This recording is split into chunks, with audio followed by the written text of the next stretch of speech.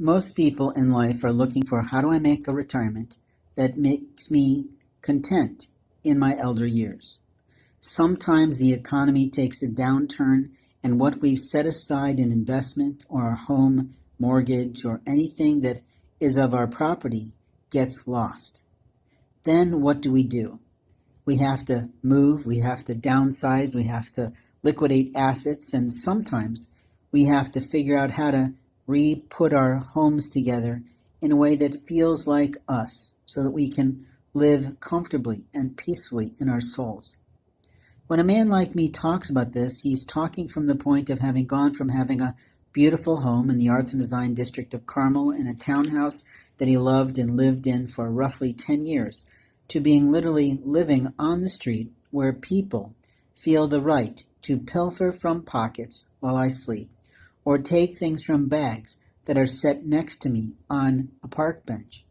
We live in a land of liars, of people and young people in particular who have failed to recognize that federal laws impact every human being's life.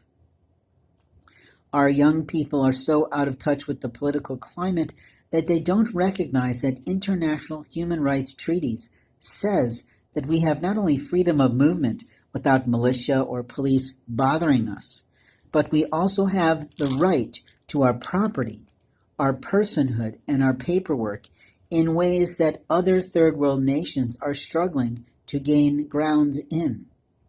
You see, when a person opens a bag, it's automatically theft. When they get into smaller bags inside someone's inner pants, inside a zipped pocket, inside a pair of external pants, is it not likened to almost rape? What I mean by almost rape is if they can go that far in taking something of religious nature and special coins off a man like they've done to me, by literally opening the fly of my pants, getting into a second pair of pants, opening those, getting into a pair of swim trunks that I keep special items in zip pockets on for the woman and children that I care for. And literally they take those items. How do I handle it going forward? In life, we have moments of time to make a difference for someone. But if the things we set aside for the people we love, even when we're humbled into poverty, are stolen from us by either other homeless people or their friends or people we've sold something to who recognize we have other things of value with us and on us, then we have a problem. We also have a problem that most of the local law enforcement don't blend well in undercover work. They literally are spottable quite easily, at least by me, and openly that's what I get tested on all the time. But the reality is that people have to know how to stay safe.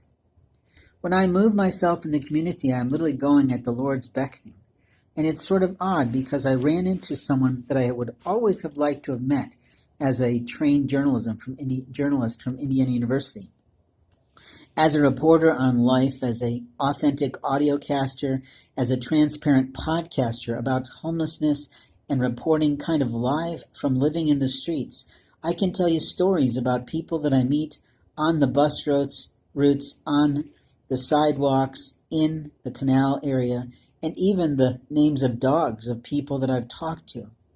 You see, I'm a social individual, and I will originally talk to people, but I like when people say hello on their own.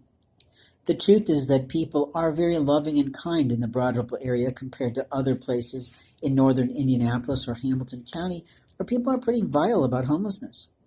They so don't get that all they need is one economic downturn in their life, meaning the loss of employment, or the loss of a house payment, or the loss of a car payment, and then they lose the rights they had in the first place. I had a fully paid for, second-time repaired vehicle taken from me in impound. What I mean by taken from me is that literally my car was supposed to be left in a parking lot at a Steak and Shake with the full permission of a manager. But some police officer decided to override my rights to my own property and say, I'm sorry, I am not allowing your property to be left here. There's too many valuable things inside. So we're going to put it in impound. And do you know what happened when it was impound? every piece of jewelry item, with every slip of advertising marketing material that I had put lovingly, it took me several hours, into plastic bags to sell those items when I went to an upcoming event. Literally half of all those cards were removed.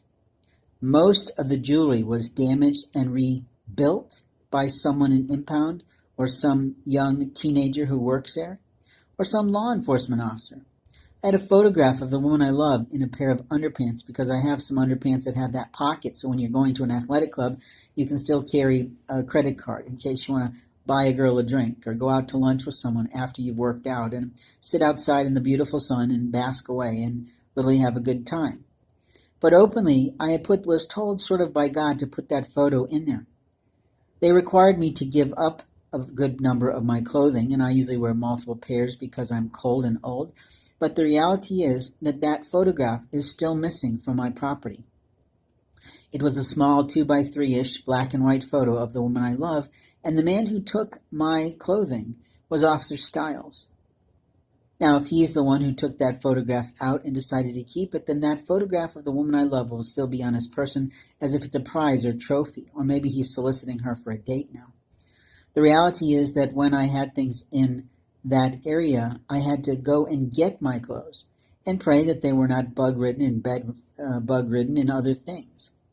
But the truth is that when I'm on a bus and I'm literally just trying to ride a bus, I got some help from people trying to help me get my baggage on the bus. And while I appreciate that, none of them ever asked permission if they may touch my property to help me. One gentleman did, and I said, "No, thank you, I'm just fine." I pulled into a place next to a woman who turned out had been in the military. She went out of her way to be a comedian to the entire front portion of the bus. Even the bus driver was laughing at her abilities. She was an ex-communications officer, a sergeant or a lieutenant or a higher rank of high clearance, according to her, allegedly in the military, but she was soliciting a lot of information. So when I gave her an impromptu reading, which I do sometimes just to piss on people for messing with my rights, I nailed her to a cross. What I mean is I literally hit everything she had, to the point that she was pulling things from her pockets, matching what I was saying to her about her life almost word for word. She pulled a metaphysical bag out of her pocket and threw it on the ground with her rocks in it. I have a metaphysical bag on my person too. It's called a Indian love bag, I guess, if sometimes what they're called. Warlocks wear them, but the Indians have a different word for it, which is escaping me at the moment. It's called a medicine bag, sorry. And usually you put rocks and other loving things inside to help you to lighten your heart and to remember to protect Mother Earth and other things. But in life, we have people who don't get that, and they think it's odd or think it's unusual. I'm like, God made everything in the world, so why is this wrong? To carry things that help us to brighten our spirits and to brighten our souls and to improve our energy.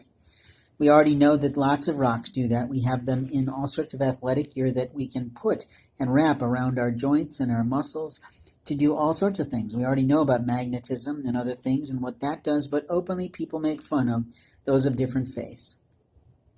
My point is that later that evening I went to sleep at a particular place I like to go because I can sleep somewhat comfortably. I can also sleep somewhat soundly, and I don't have the man who rides the red bicycle and wears the red t-shirts and is tall and thin driving at me and with his bicycle coming into where I'm sleeping and waking me up. If I knew his name, I'd put it out there, but police need to pick him up and teach him some manners. He's always cursing at me, and I don't know who the hell this man is. He's probably a snitch for them, but I am not playing a game with them. My life is mine, his life is his, and I have the right to sleep where I so choose without someone, some stranger, or some person that I used to know, even a family member, even my own mother, has no right to touch me when I sleep. I wear a shirt nowadays after being raped in jail by men and sheriff who thought they had the right to drug my food and force me to sleep and then shave my body. Openly, they had no lawful right to do it, but a female officer thought it would be funny to do that to me, to take away my rights to be me. And they've continued to do so throughout time after even leaving there. I know because I check myself regularly, I bathe on a regular basis, and I know how much hair I'm supposed to have on my entire being. I also know that there is an ill-willed drug or pharmacist who changed my prescription, impacting my life, such that today I started waking again like I did over 20 years ago with absolutely incredibly painful migraines. You see, someone thought they'd just flip a switch and everything would go back to the way they want it to be in my life, but they weren't a part of my physical care. And now that my system has been drained of that which I need most, my headaches are off the charts again. You see, people think they have rights in other people's lives that they don't have. They want to render their opinions about something. They want to tell God that he's made a mistake, or they want to tell a human being they don't have right to take care of their own physical health with physicians that are not practicing in malfeasance.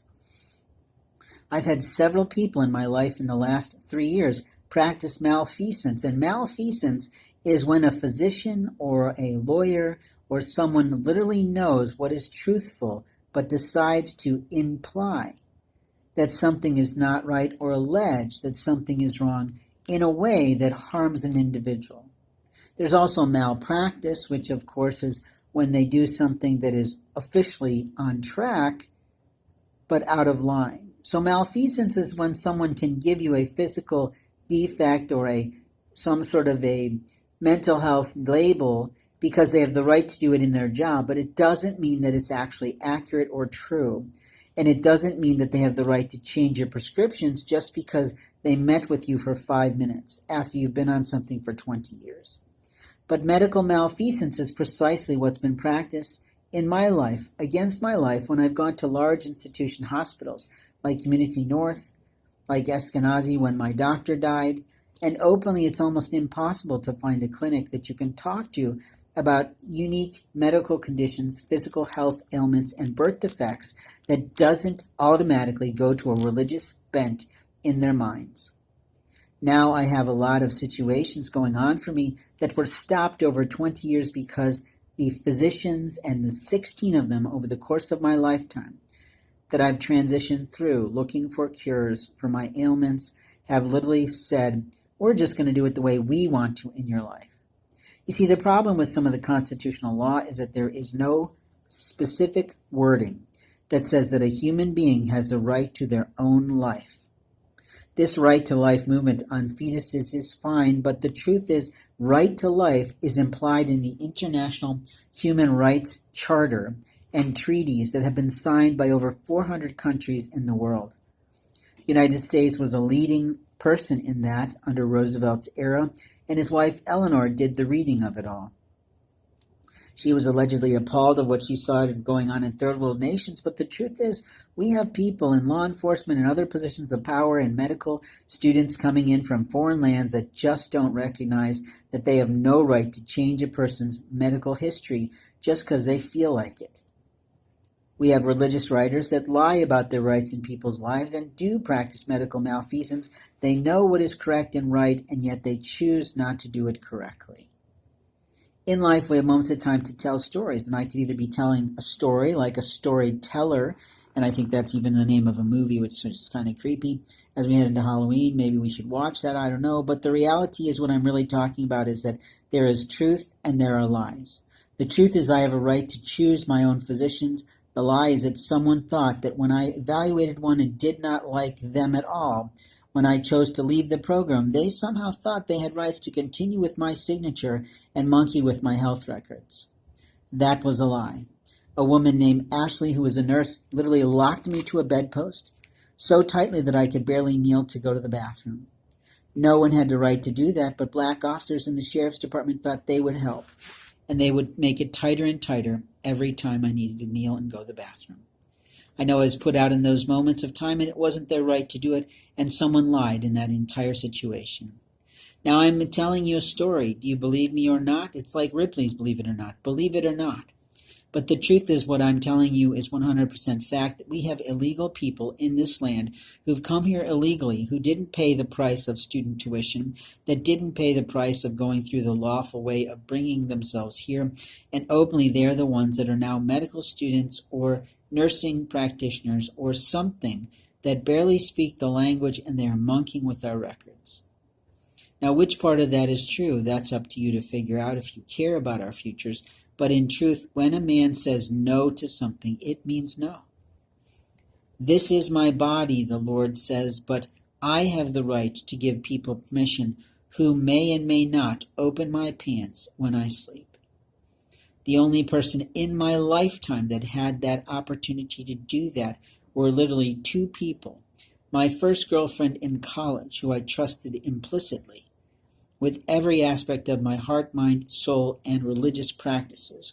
And then my wife and spouse of almost 20 years from a foreign land, who came here legally, lawfully, and we created a family over the course of time, who was a physically challenged person, not at all, who literally went through nursing school, had the other actual right. No sibling of mine has the right to touch me without my permission. No mother of mine has the right to put her hands in my pockets and take things out with my permission. And certainly my father was such an honorable military man, he would have never done that in a million years, unless I asked him to. So in life, we have moments of time to show people who we are in this world. And if you are a person who thinks it's funny to make fun of someone who's homeless, think again. If you don't have millions of dollars in that bank right now for your life, then you might too be facing a downsizing, a downturn, or a loss of property because you have not planned well for your life. Not true, because we don't often think about retirement in our earliest of years, in the 20s, that we should be doing it in.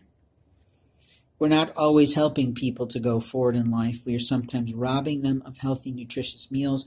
We have food pantries in the community that give away tainted food, and we have malpracticing people who volunteer in those who ruin the rights of other people.